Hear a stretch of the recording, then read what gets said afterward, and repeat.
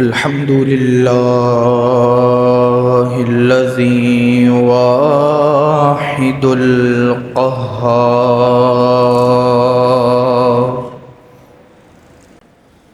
والصلاة والسلام على سيد الأبرار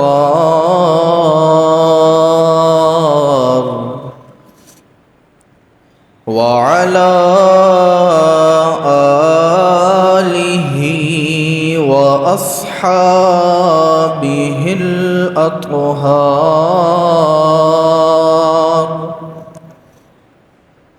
وعلى مرشد العطار.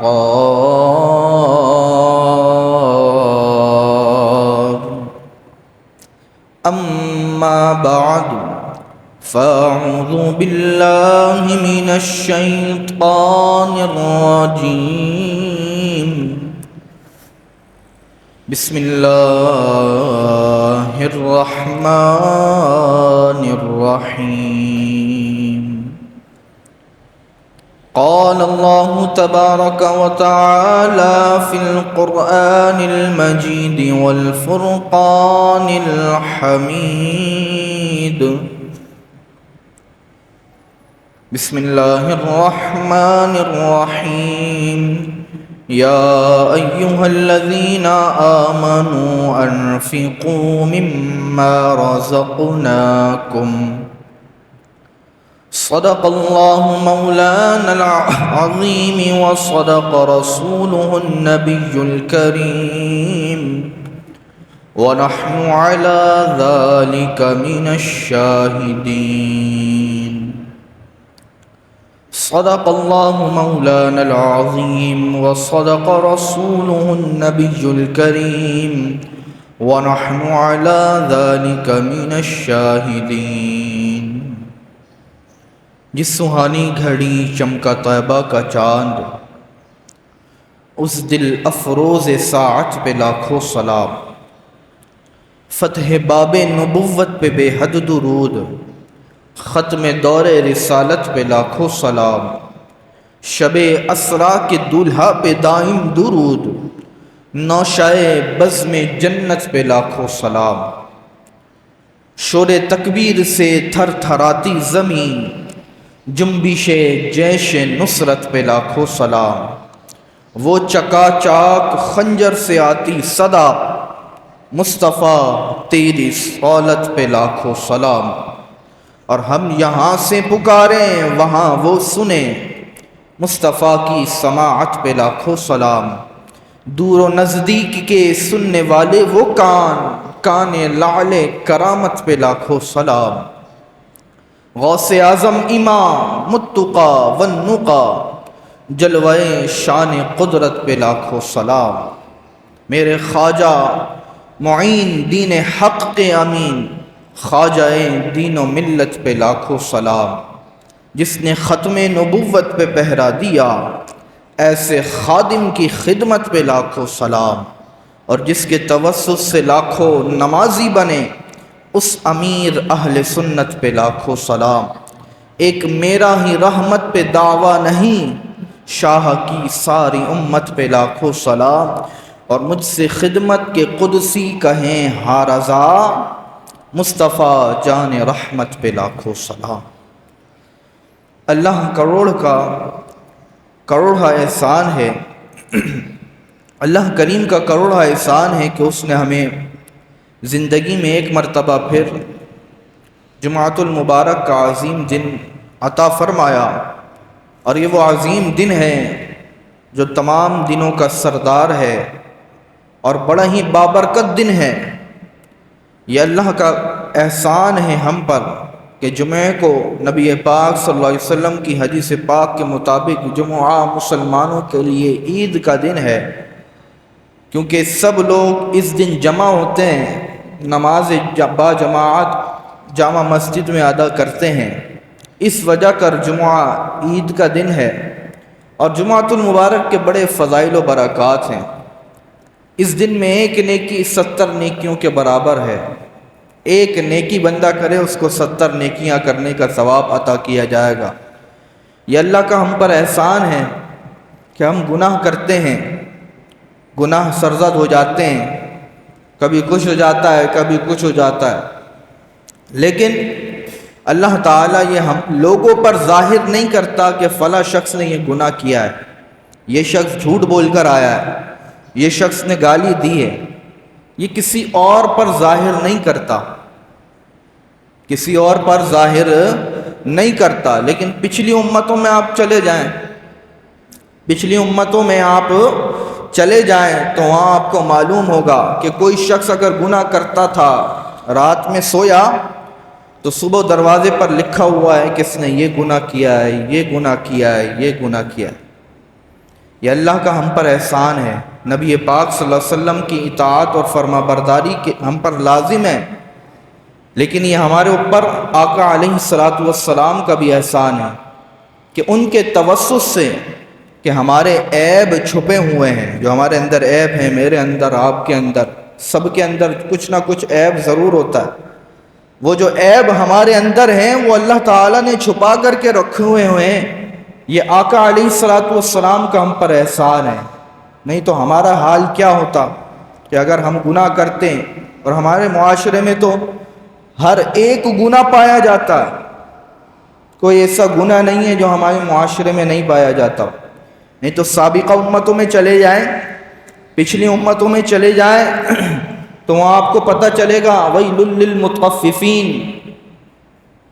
وَيْلٌ لِّلْمُطَفِّفِينَ، بس ایک گناہ کیا ہے، وہ کیا گناہ ہے؟ ناپ تول میں کمی کی ہے، ناپ تول میں کمی کی ہے، پوری قوم پر عذاب آ گیا، پوری قوم ہلاک ہو گئی۔ کس گناہ کی وجہ سے؟ ایک گناہ کی وجہ سے۔ ہمارے معاشرے میں تو کون سا گناہ ہے جو نہیں پایا جاتا؟ ناپ تول میں کمی، جھوٹ بولنا، غیبتیں کرنا، حسد کرنا، وعدہ خلافی کرنا، گالی گلوچ کرنا، فلمیں ڈرامے دیکھنا، گانے باجے سننا، ہر گناہ ہمارے معاشرے میں پایا جاتا ہے، لیکن یہ اللہ کا اور اللہ کے رسول کا احسان ہے کہ اس نے ہمیں اجتماعی عذاب میں مبتلا نہیں فرمایا۔ یہ شکر ادا کرنے کا موقع ہے۔ کس کا موقع ہے؟ شکر ادا کرنے کا موقع ہے۔ یا اللہ تیرا احسان کہ تو نے ہمیں محفوظ فرمایا، ہماری اندر تو کوئی طاقت نہیں کہ ہم جو ہے وہ اس لائق تھے کہ یہاں بیٹھیں، مسجد میں آ کر پہلی صف میں بیٹھیں، ہمارے کرتوت تو ایسے تھے کہ ہمارا منہ کالا ہو جائے، سیاہ ہو جائے، ہمارے کرتوت تو یہ ہیں، لیکن اللہ تیرا احسان ہے کہ تو نے ہمارے عیبوں پر پردہ ڈالا ہوا ہے۔ یہ شکر کرنے کا موقع ہے۔ اللہ کریم اس دن کی حقیقی برکات ہمیں نصیب فرمائے۔ نبی پاک صلی اللہ علیہ وسلم کی حدیث مبارکہ ہے، آقا علیہ الصلاۃ والسلام نے ارشاد فرمایا، مجھے اپنی دعا کے ابتدا میں اور اپنی دعا کے آخر میں یاد رکھو۔ صحابہ کرام علیہم الرضوان نے عرض کی، یا رسول اللہ صلی اللہ علیہ وسلم، کس طرح آپ کو ابتدا اور انتہا دعا کے ابتدا اور انتہا میں یاد رکھا جائے؟ تو آقا علیہ الصلاۃ والسلام نے ارشاد فرمایا کہ جب تم دعا کا آغاز کرنے لگو تو درود پاک پڑھو، جب دعا کا اختتام کرنے لگو تب بھی درود پاک پڑھو۔ حضرت عمر بن خطاب رضی اللہ تعالیٰ عنہ فرماتے ہیں، دعا زمین اور آسمان کے درمیان لٹکی رہتی ہے۔ کیا ہوتی ہے؟ لٹکی رہتی ہے۔ کیا لٹکی رہتی ہے؟ دعا۔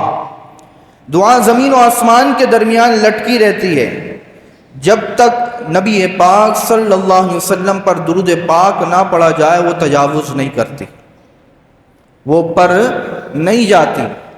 تو پتہ چلا نبی پاک صلی اللہ علیہ وسلم کی درود پاک پڑھنے کی برکت سے ہماری دعائیں قبول ہوتی ہیں، ہماری بگڑیاں بنتی ہیں، ہم پر جو کرم نوازیاں ہیں نبی پاک صلی اللہ علیہ وسلم کی دعا کی برکت کا نتیجہ ہے۔ جو آپ علیہ الصلاۃ والسلام اس امت کے غم میں آنسو بہائے ہیں، ربی حبلی امتی، ربی حبلی امتی، اے اللہ میری امت، میری امت، میری امت، جو آپ علیہ الصلاۃ والسلام نے آنسو بہائے ہیں، یہ اس کا نتیجہ ہے۔ اور ہم درود پاک کی کثرت کرنی چاہیے۔ جبھی تو ہم درود پاک پڑھتے نا، دعا کا آغاز کیسے کرنا چاہیے؟ ڈائریکٹ یا اللہ عز و جل ہمیں یہ عطا فرما، میری نماز قبول فرما، اس طرح نہیں، پہلے درود پاک پڑھ لیں آپ۔ اللہ تعالیٰ کی حمد بیان کریں، الحمدللہ رب العالمین، والصلاۃ والسلام علی خاتم النبیین، اور درود ہو اور سلام ہو ان پر جو نبیوں کے آخر ہیں۔ اس طریقے سے درود پاک پڑھا جائے اور آخر کے اندر بھی درود پاک پڑھا جائے، انشاءاللہ پھر ہماری دعائیں بھی قبول ہوں گی۔ اللہ کریم ہمیں سچی پکی توبہ کرنے کی توفیق عطا فرمائے۔ آیت کریمہ پڑھنے کا شرف حاصل ہوا، اللہ کریم نے ارشاد فرمایا، یا ایھا الذین آمنوا انفقوا مما رزقناکم، اے ایمان والو خرچ کرو اس میں سے جو تمہیں میں نے رزق عطا فرمایا، یعنی راہ خدا میں خرچ کرو۔ یہاں یہ فضیلت بیان کی گئی، اللہ کی راہ میں اس طرح خرچ کرنا چاہیے، اللہ کی راہ میں اس طرح خرچ کرنا چاہیے۔ تو یہ بیان فرمایا گیا آقا علیہ الصلاۃ والسلام کہ اس امت میں صدقہ کرنے کے بڑے فضائل ہیں، اور صدقہ کرنے کے بڑے فضائل و برکات احادیث طیبہ میں بھی آئے ہیں۔ نبی پاک صلی اللہ علیہ وسلم کی حدیث مبارکہ ہے، صدقہ دو، کیا؟ صدقہ دو، کہ صدقہ صبح و سویرے صدقہ دو، کہ صدقہ بلا جو ہے وہ صدقے سے آگے قدم نہیں بڑھاتی۔ بلا جو ہمارے اوپر وبائیں آتی ہیں، الٹی سیدھی وبائیں جو ہم پر مسلط ہو جاتی ہیں، جو وبا آ جاتی ہے، بیماری کے طور پر ہو، پریشانی کے طور پر ہو، مصیبت کے طور پر ہو، الغرض کسی بھی صورت میں وبا ہو، کہ صبح سویرے صدقہ دینے کے کیا فضائل ہیں؟ آقا علیہ الصلوۃ والسلام فرما رہے ہیں صدقہ دو، کہ بلا صدقے سے آگے قدم نہیں بڑھاتی۔ صدقہ نہیں ہے اللہ کے ہاں تو یہ صدقہ ہے کہ بندے کی نیت کیا ہے، دل میں کیا ہے، وہ چاہے 1 روپیہ ہو، 10 روپے ہوں، دل میں کیا ہے اس کے، دکھاوا تو نہیں ہے، ریاکاری تو نہیں ہے، لاکھوں روپے خرچ کر رہا ہے، فاؤنڈیشن بنا رہا ہے، پبلسٹی کر رہا ہے، تو یہ دکھاوے کے لیے تو نہیں کر رہا، دل میں نیت کیا ہے؟ اگر دکھاوے کے لیے کر رہا ہے تو لپیٹ کر منہ پر مار دیا جائے گا۔ ہاں، دل میں نیت یہ ہے کہ غریبوں کے لیے امداد ہوگی، غریبی دور ہوگی، غربت جو ہے وہ دور ہوگی، میں کچھ کھلا دوں گا، کسی کا پیٹ بھر جائے گا، اور کھانا کھلانے کے کتنے فضائل ہیں۔ تو یہ نیت اگر ہوگی تو پھر یہ صدقہ قبول ہوگا، وگرنہ تو صدقہ قبول نہیں کیا جائے گا، لپیٹ کر منہ پر مار دیا جائے گا۔ کیوں؟ کیونکہ ریاکاری آ گئی، شرک خفی ہے ریاکاری، دکھاوے کی نیکی، اب وہ چاہے نماز ہو، روزہ ہو، حج ہو، زکوٰۃ ہو، صدقہ و خیرات ہو، اگر دکھاوے کی نیکی ہے تو اسے ریاکاری کہتے ہیں، اور جو ریاکاری ہے یہ شرک خفی ہے، شرک خفی ہے، اس کو شرک خفی کہا گیا ہے حدیث مبارکہ میں۔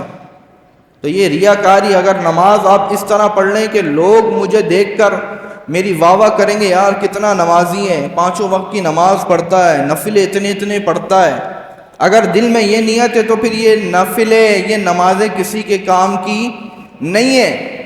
ہمیں نیت کس دل میں یہ ہونی چاہیے کہ اللہ تعالیٰ کی رضا مقصود ہو، اللہ تعالیٰ مجھ سے راضی ہوگا، میں نماز باجماعت پڑھوں گا، نمازیں پڑھوں گا، ہمارے دل میں یہ نیت ہونی چاہیے۔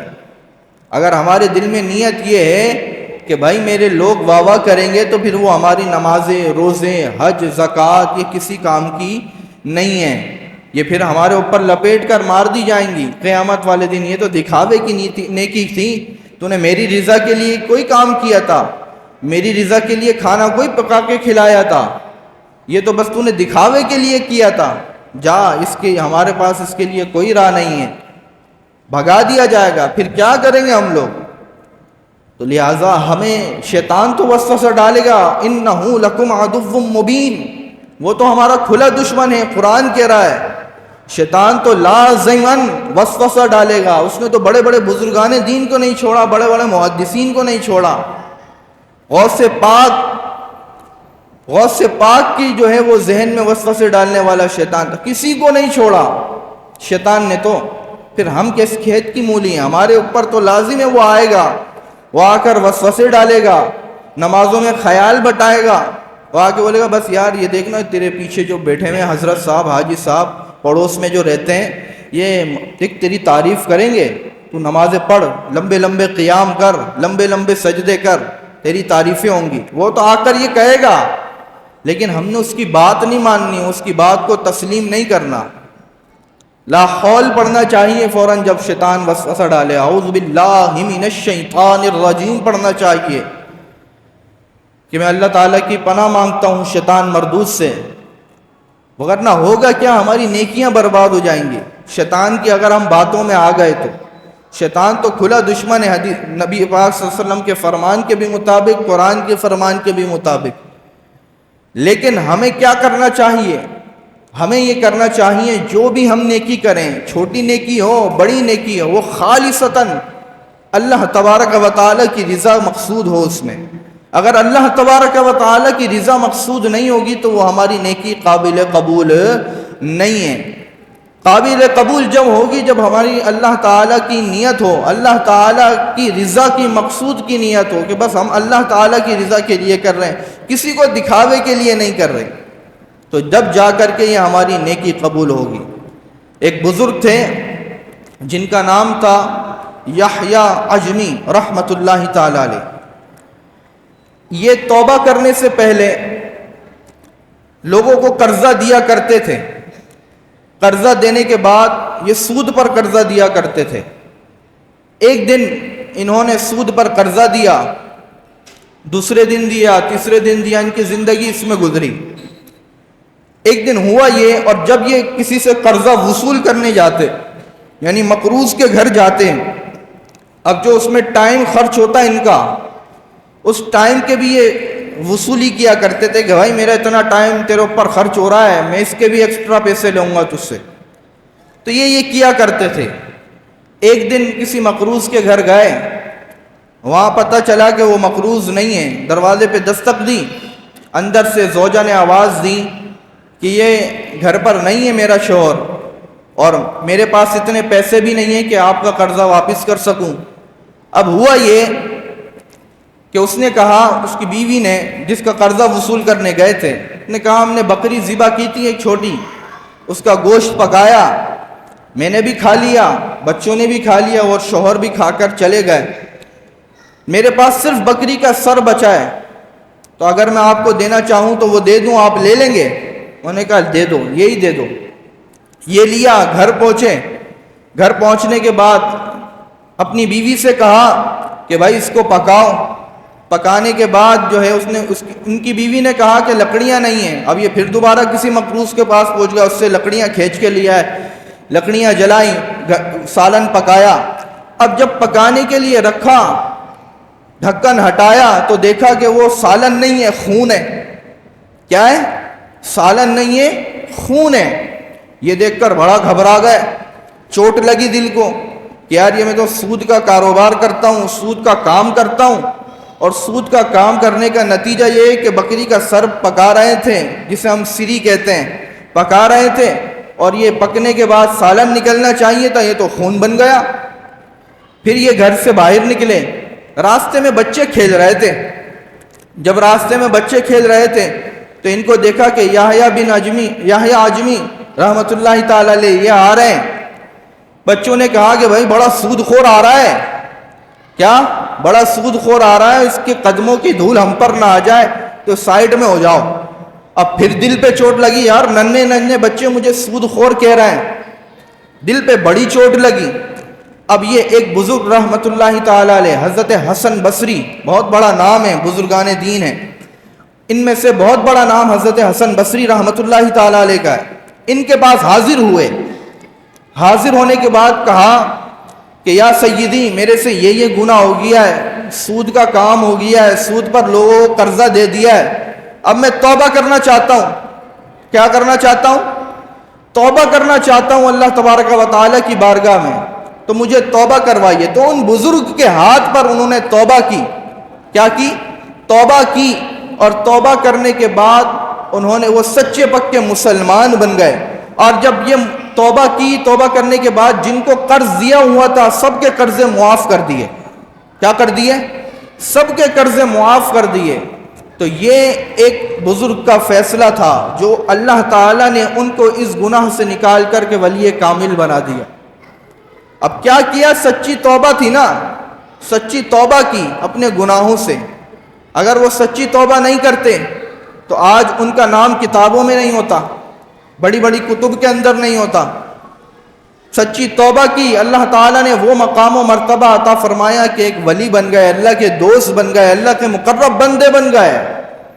تو یہ سچی توبہ کا نتیجہ ہے، یعنی اللہ تعالیٰ کسی کو ذلت کے بعد بھی عزت دے سکتا ہے، وہ عزت دینے پر قادر ہے، لیکن شرط یہ ہے کہ ہم سچی توبہ کرنے والے تو بنیں، سچی نیکیاں کرنے والے تو بنیں۔ ہم جب سچی پکی نیکیاں کرنے والے بن جائیں گے پھر اللہ تعالیٰ ہمیں بھی عزت سے سرفراز فرمائے گا۔ لیکن دل میں یہ نیت ہو کہ پہلے عزت ملے بعد میں نیکی کروں گا، تو یہ نہیں ہو سکتا۔ آپ کو پہلے کامل طور پر شریعت مطہرہ کے عین مطابق آپ نیکی کریں گے تو ہی اللہ تعالیٰ آپ کو عزت سے سرفراز فرمائے گا۔ ایسا نہیں ہو سکتا کہ آپ پہلے چاہیں کہ میری عزت ہو جائے، میری شہرت ہو جائے، میری واہ واہ ہو جائے، مجھے بہت بڑا نام بن جائے، میں برینڈ بن جاؤں، پھر جا کر کے جو ہے میں صدقہ و خیرات کروں گا۔ ایسا نہیں ہو سکتا۔ اللہ تبارک و تعالیٰ آپ کو عزت جب دے گا جب اللہ تعالیٰ کی بارگاہ میں آپ سچی پکی توبہ کریں گے، توبہ کرنے کے بعد صدقہ و خیرات کریں گے، پھر اللہ تعالیٰ آپ کو جو ہے وہ عزت سے سرفراز فرمائے گا۔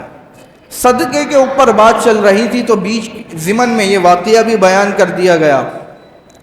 صدقہ یہ ہے کہ بری موت سے بچاتا ہے۔ حدیث پاک میں آیا، نبی پاک صلی اللہ علیہ وسلم نے ارشاد فرمایا، صدقہ یہ انسان کو بری موت سے بچاتا ہے اور یہ 70 دروازے بند کر دیتا ہے بری موت کے۔ کیا؟ صدقہ بری موت کے 70 دروازے بند کر دیتا ہے۔ اب آپ کہیں گے کہ امام صاحب یہ بری موت کیا ہے؟ تو اس کا جواب یہ ہے کہ جلنے والی یہ بری موت میں شمار ہوتی ہے، پناہ مانگی گئی ہے اس سے۔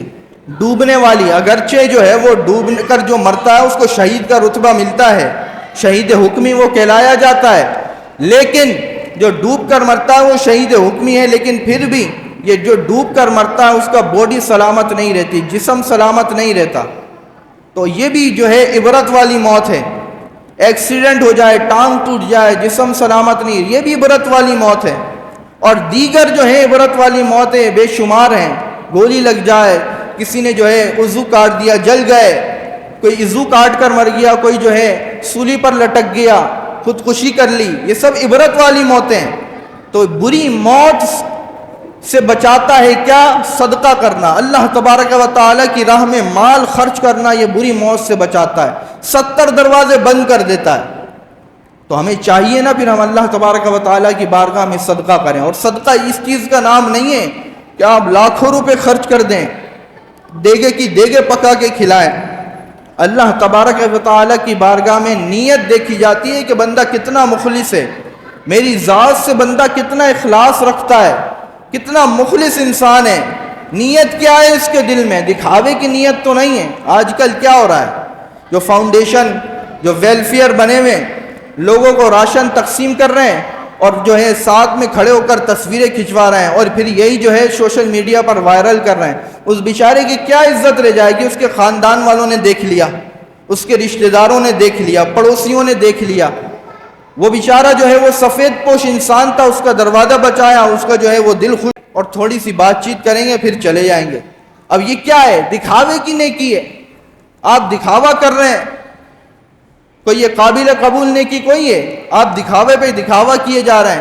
پہلے تو یہ کہا جاتا تھا کہ نیکی کر دریا میں ڈال، یا آپ نے بھی سنا ہوگا محاورہ، نیکی کر بھائی دریا میں ڈال، کیوں بتا رہا ہے دوسروں کو؟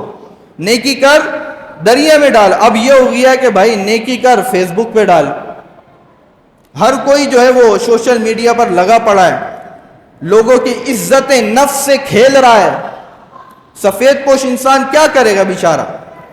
ہمیں تو یہ کہا گیا ہے، حدیث پاک میں تو اس طرح خرچ کرنے کا حکم دیا گیا ہے کہ بھائی صدقہ اس طرح دو کہ سیدھے ہاتھ سے صدقہ دے رہے ہو تو بائیں ہاتھ کو پتہ ہی نہ ہو، اس طرح صدقہ دینے کا حکم ہے۔ ہم کس طرح دے رہے ہیں؟ ہم تو تباہی کی طرف جا رہے ہیں، ہم تو ریاکاری کر رہے ہیں، دکھاوے کی نیکی کر رہے ہیں۔ میں نے پہلے ہی کہا دکھاوے کی جو نیکی ہے یہ شرک خفی ہے، اس کو حدیث پاک میں شرک خفی کہا گیا ہے۔ ہم جو ہے دکھاوے کی نیکیوں پہ لگے جا رہے ہیں، لگے جا رہے ہیں، لگے جا رہے ہیں۔ آپ مساجد میں جتنا چندہ دیتے جائیں، مدرسوں میں جتنا چندہ دیں، میں ایسے ایسے لوگوں کو جانتا ہوں، جو کروڑ پتی ہیں. ایک بندہ ہے میرے جاننے والے کا دوست ہے, کروڑ پتی انسان ہے, یہیں ایک نمبر پہ رہتا ہے, کروڑ پتی انسان ہے, لیکن مدرسے بنا رہا ہے, مسجدیں بنا رہا ہے. بھائی اچھے کام ہے یہ بھی بنانا, یہ کام اچھے ہیں.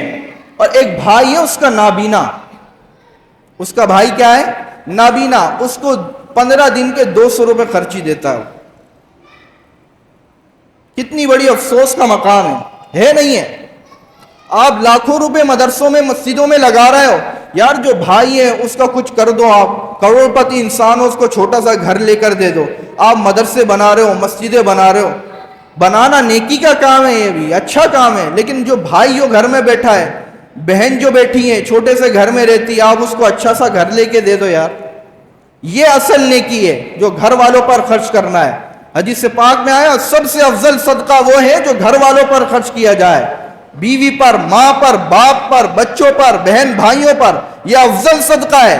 افضل صدقہ وہ کہیں ہے جو آپ مسجدوں مدرسوں میں لگاؤ, افضل صدقہ تو یہ ہے جو آپ گھر والوں پر خرچ کرو. آپ جو ہے وہ لے کر کے جو ہے مسجدیں بنا رہے ہو, اور جو ہے وہ مسجد میں ایک سے ایک ٹوٹیاں لگ رہی ہیں, مہنگی سے مہنگی ٹوٹیاں لگ رہی ہیں, 4,500 روپے کا نل لگ رہا ہے مسجد کے اندر. آپ دے رہے ہو, خوشی سے دے رہے ہو, اور بھائی کو 15 دن کے 200 روپے دے رہے ہو. یہ نیکی قبول ہوگی؟ بھائی بیچارہ نابینا ہے, ایک تو چلو نا بھائی صحیح سلامت ہے, ہاتھ پیر سلامت ہیں, آنکھیں سلامت ہیں, کام کاج کر سکتا ہے. وہ نابینا ہے, نظر ہی نہیں آتا اس کو, وہ کیا کام کاج کرے گا, کہاں سفر کر کے جائے گا. آپ 200 روپے اس کا خرچہ دے رہے ہو. وہ اب کبھی بہن کے گھر جا رہا ہے, کبھی دوسرے بھائی کے گھر جا رہا ہے, وہ بیچارہ نابینا ہے, وہ لے کے چلتا رہتا ہے. تو ہمیں اس باتوں سے, ان باتوں سے کیا سبق ملتا ہے؟ سبق یہ ملتا ہے, ان واقعات سے سبق ہمیں یہ ملتا ہے کہ جو ہمیں صدقہ و خیرات کرنا چاہیے وہ اپنے گھر والوں پر خرچ کرنا چاہیے. آپ دیکھیں کوئی, اب زکوٰۃ, رمضانوں میں لوگ زکوٰۃ نکالتے ہیں, ویلفیئر والے, فاؤنڈیشن والے, مدرسے والے آتے ہیں, سب کے پاس آتے ہیں. جو پارٹیاں ہوتی ہیں جو زکوٰۃ نکالتی ہیں, جن کے پاس زکوٰۃ کا مال ہوتا ہے, ان کے پاس یہ لوگ جاتے ہیں کہ بھائی ہمارا یہ کام ہے, ہمارے اتنے مدرسے چل رہے ہیں, ہمارے یہ معاملات چل رہے ہیں, تو ہمیں آپ زکوٰۃ دیجئے, اس سے یہ ہوگا, اس سے یہ ہوگا. اب زکوٰۃ دینے والے کو چاہیے کہ وہ دیکھے کہیں میرے رشتہ داروں میں تو کوئی وہ بیچارہ غریب تو نہیں ہے, کوئی میرے چچا کا بیٹا ہو گیا, چچا ہو گئے, پھپھو ہو گئی, رشتہ داروں میں کوئی غریب تو نہیں ہے, میں اس کی مدد پہلے کروں. زکوٰۃ کا اصل جو مصرف تھا وہ یہ تھا کہ غریبی مٹانا ہے, غریبوں سے جو غریبی جو ہے وہ مٹانا ہے, غریبوں کو مال دینا ہے. زکوٰۃ کا اصل مصرف یہ تھا. لیکن زکوٰۃ کا جو اصل مصرف تھا ہم اس کو بھلا بیٹھے ہیں. ہم مدرسوں میں دے دیتے ہیں چندے, ہم فاؤنڈیشن والوں کو دے دیتے ہیں, ویلفیئر والوں کو دے دیتے ہیں, لیکن ہم یہ نہیں دیکھتے کہ ہمارے رشتہ داروں میں غریب ہیں, بیچارے دو ٹائم کا کھانا نہیں کھا سکتا وہ, تو ہم اسے نہیں دیتے بلکہ مدرسوں میں اور جو ہے فاؤنڈیشن والوں کو دے دیتے ہیں. تو ہمیں ایسا نہیں کرنا چاہیے. ہمیں سب سے پہلے یہ دیکھنا چاہیے کہ بھائی مجھ پر زکوٰۃ لازم ہو گئی, واجب ہو گئی, اب میں نے زکوٰۃ دینی ہے. اب آپ کو ہی زکوٰۃ دینی ہے, آپ ہی دیکھیں کہ آپ کے رشتہ داروں میں کوئی غریب تو نہیں ہے, اس کو دیں زکوٰۃ, اس کو زکوٰۃ دیں. اب بہت سے لوگوں کا یہ ذہن ہوتا ہے کہ مجھ پر 1,00,000 روپے زکوٰۃ کے ہیں تو 10,000 اس غریب کو دے دوں گا, 10,000 مدرسے میں دے دوں گا, 10,000 یہاں دے دوں گا, 50,000 وہاں دے دوں گا, تھوڑی تھوڑی رقم سب جگہ دے دوں گا, سب کا بھلا ہو جائے گا. یہ ذہن ہوتا ہے نہیں ہوتا؟ بہت سے لوگوں کا یہ ذہن ہوتا ہے. لیکن اگر کوئی رشتہ دار میں اس کا بھائی جو ہے وہ رینٹ پہ رہتا ہے, کرائے پہ رہتا ہے, اس کے بھائی پر زکوٰۃ فرض ہے, وہ رینٹ پہ رہتا ہے, اب ہونا یہ چاہیے تھا اس پر جو ہے 1 مہینے کا قرضہ چڑھا ہوا ہے. اب تمہارا یہ ذہن بنا ہوا ہے میرے اوپر 1,00,000 روپے زکوٰۃ بن گئی ہے, اب 10,000 اس کو دوں گا, 10,000 اس کو, 10,000 ایسے کر کے تقسیم کر دوں گا. اب 10,000 اپنے بھائی کو دے دیا اگر تم نے تو اس کا دل خوش ہوگا؟ اس کا دل خوش ہوگا؟ اس پر تو 50,000 روپے رینٹ چڑھا ہوا ہے. تمہیں دیکھنا چاہیے کہ کتنی ضرورت ہے کس کو, اتنی ہی زکوٰۃ دو. آپ پر 1,00,000 روپے بن گیا, ہونا یہ چاہیے تھا 50,000 روپے آپ اس کو دیتے, بھائی یہ لو 60,000 روپے ہیں یہ آپ رکھو, اور جو ہے 50,000 روپے آپ کرائے میں دے دینا, 10,000 روپے آپ خرچ کر لو اپنے اوپر. یہ ہونا چاہیے ہماری سوچ، لیکن ہم اس کو بھلا بیٹھے ہیں، ہم یہ سوچتے ہی نہیں ہیں، ہم دے دیتے ہیں ویلفیئر والوں کو، ان لوگوں کو زکوٰۃ دیتے ہیں۔ اصل مصرف یہ کوئی ہے زکوٰۃ کا، اصل خرچ کرنے کی جگہ یہ نہیں ہے، اصل خرچ کرنے کی جگہ ہے رشتہ داروں میں دیکھو، آپ غریبوں میں، غریبوں کو مٹاؤ، اپنے پڑوسیوں میں دیکھو، محلے داروں میں دیکھو۔ اب بیوائیں ہوتی ہیں گلی میں، کوئی رشتہ داروں میں بیوہ ہوتی ہے، شادی ہوئی، کچھ مہینے ہوئے، شوہر کا انتقال ہو گیا، جہیز کا سارا سامان ہے، اب وہ جو ہے کہہ رہی ہیں کہ ہم بیوہ ہیں۔ ہمارے ذہن میں یہ آتا ہے کہ یار بیوہ ہے، زکوٰۃ تو دے دو اس پر، ہم یہ دیکھتے ہی نہیں ہے اس پر زکوٰۃ لینا ضروری ہے نہیں ہے، یہ زکوٰۃ لینے کی مستحق بھی ہے نہیں ہے۔ بیوہ ہے، فرنیچر بھرا پڑا ہے، سونا چاندی ہے، سب کچھ ہے، لیکن بیوہ ہے، شوہر مر گیا تو ہم کیا زکوٰۃ دے دیں تمہیں؟ تو ایسا نہیں ہے، ہمیں یہ سمجھنا ہے کہ زکوٰۃ کن لوگوں کو دینی چاہیے، زکوٰۃ کن لوگوں کو دینی چاہیے یہ ہمیں بھی پتہ ہونا چاہیے۔ یہ نہیں ہے کہ بھائی جو ہے آپ نے بیوہ کا کہہ دیا، آپ نے بیوہ کا ٹائٹل آپ پر آ گیا ہے تو آپ لوگوں میں پھریں کہ میں بیوہ ہوں، آپ کے پاس پورا فرنیچر نیا ہے، سب کچھ جہیز کا سامان بھی نیا ہے، ڈنر سیٹ اتنے مہنگے مہنگے ہوتے ہیں، سب کچھ آپ کے پاس ہے، سونا آپ کے پاس ہے، سیٹ آپ کے پاس پڑے ہوئے، تو آپ زکوٰۃ کی مستحق کوئی ہے، کیوں دیں ہم آپ کو زکوٰۃ؟ یہ ہمیں سوچتے ہی نہیں ہے، بس اس نے کہا بیوہ ہے یہ لو زکوٰۃ دو۔ اب آپ کی زکوٰۃ ادا ہوئی نہیں ہوئی؟ پوچھیں کسی مفتی صاحب کے پاس جا کے، پوچھیں کسی مفتی صاحب کے پاس جا کے آپ کی زکوٰۃ ہوئی، وہ بولیں گے آپ نے تحقیق کیوں نہیں کی پہلے؟ ہمیں تحقیق کرنا چاہیے، زکوٰۃ کا مصرف کیا ہے، زکوٰۃ کو خرچ کرنے کی جگہ کون کون سی ہیں۔ ہم تو غریبی مٹانے کے بجائے فاؤنڈیشن والوں کو دے دیتے ہیں، ویلفیئر والوں کو دے دیتے ہیں، ہمیں پتہ ہی نہیں ہوتا کیا گیم چل رہا ہے اندر۔ تو لہٰذا ہمیں یہ اپنا ذہن بنانا چاہیے، جو خرچ کرنا ہے، صدقہ و خیرات خرچ کرنا ہے، وہ کن لوگوں پر خرچ کرنا ہے۔ غریبی کو غریبی جو ہے وہ مٹانی ہے، غریبوں کی غریبی ہم نے مٹانی ہے، وہ ہم مٹاتے ہی نہیں ہیں، وہ ہم مٹاتے ہی نہیں ہیں۔ بس جو سمجھ آیا، جو بندہ ہمارے پاس پہلے آ گیا اس کو ہم نے دی، اس نے رسید کاٹ کے دے دی۔ ابھی اتنے واقعات میں نے بتائے، تو ہمارا یہ ذہن بننا چاہیے کہ جو زکوٰۃ دینی ہے، صدقہ و خیرات کرنا ہے، یہ ان جگہوں پر کرنا چاہیے جہاں اس کی ضرورت ہو، جہاں ضرورت نہیں ہے وہاں اس کو دینا بھی آپ کا فضول ہے، آپ دے رہے ہیں وہ قبول ہو گیا، اس کا لینا ہی آپ فضول ہے۔ تو لہٰذا ہمارا یہ ذہن بننا چاہیے، جو زکوٰۃ ہو گئی، صدقہ و خیرات ہو گیا، اس کا مصرف کیا ہے، اس کو خرچ کرنے کی جگہ کیا ہے، یہ ہمیں پتہ ہونا چاہیے، یہ ہمیں لازماً پتہ ہونا چاہیے۔ آپ پر زکوٰۃ بنتی ہے، اب آپ یہ تحقیق کریں کہ کن کو زکوٰۃ دے رہے ہیں، آیا وہ زکوٰۃ لینے کا مستحق ہے نہیں ہے۔ اگر وہ مستحق نہیں ہے تو آپ زکوٰۃ نہیں دیں۔